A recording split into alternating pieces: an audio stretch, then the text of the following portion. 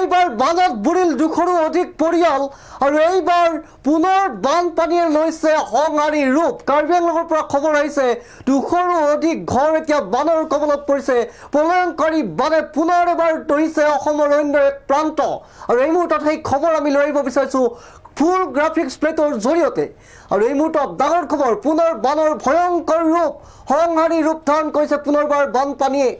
আৰু কাৰ্বি আংলঙৰ বোকাজানত ভয়াৱহ বান পৰিস্থিতি। এই মুহূৰ্তত আমি পুনৰবাৰ জনাইছোঁ ডাঙৰ খবৰ, এই মুহূৰ্তত 200ৰো অধিক পৰিয়াল বানৰ কবলত পৰিছে।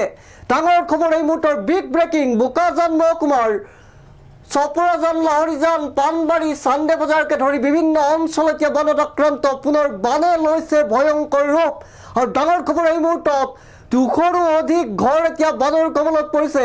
আৰু যি সময়ত বানত উজনি অসম বিধ্বস্ত হৈছে, শিৱসাগৰ, নাজিৰা, চৰাইদেউৰ পিছত এইবাৰ কাৰ্বি আংলঙত বানৰ বিধ্বস্ত ৰূপ আৰু এইবাৰ কাৰ্বি আংলঙত বানৰ ভয়ংকৰ ৰূপ ধাৰণ কৰা পৰিলক্ষিত হৈছে। আৰু ফলশ্ৰুতিত এতিয়া 200ৰো অধিক ঘৰ বানৰ কবলত বুলি জানিব পৰা গৈছে। আমি এই মুহূৰ্তত এই খবৰ ফুল প্লেটৰ জৰিয়তে দেখুৱাই আছোঁ। কাৰ্বি আংলঙৰ বোকাজানত ভয়াৱহ বান পৰিস্থিতি, 200ৰো অধিক পৰিয়াল বানৰ কবলত পৰা বুলি এই মুহূৰ্তত খবৰ আহিছে কাৰ্বি আংলঙৰ পৰা। আৰু কাৰ্বি আংলঙৰ লাহৰীজান, বোকাজান, চান্দে বজাৰকে ধৰি বিভিন্ন অঞ্চল এতিয়া বানৰ কবলত পৰা বুলি জানিব পৰা গৈছে।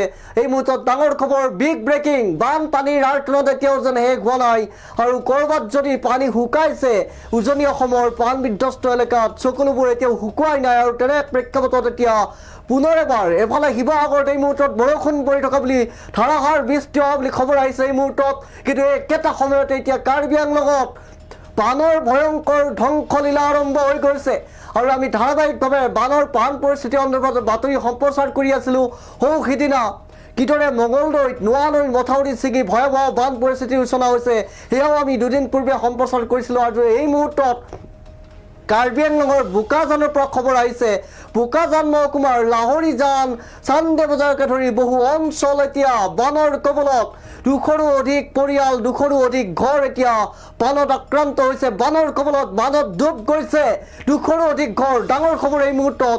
আৰু যি সময়ত বানপানীৰ আৰ্তনাদ উজনি অসমৰ পৰা ম্লান পৰা নাই, মধ্য অসমতো বানৰ আৰ্তনাদ ম্লান হোৱা নাই।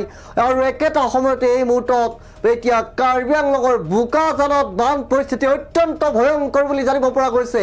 আৰু প্ৰায় 200ৰো অধিক ঘৰ এতিয়া বানৰ কবলত বুলি এই মুহূৰ্তত জানিব পৰা গৈছে। আমি শেহতীয়া তথ্য আহিলে পুনৰ প্ৰতিবেদন আগবঢ়াম আৰু এই প্ৰতিবেদন ইমানতেই সামৰিছোঁ। ধন্যবাদ।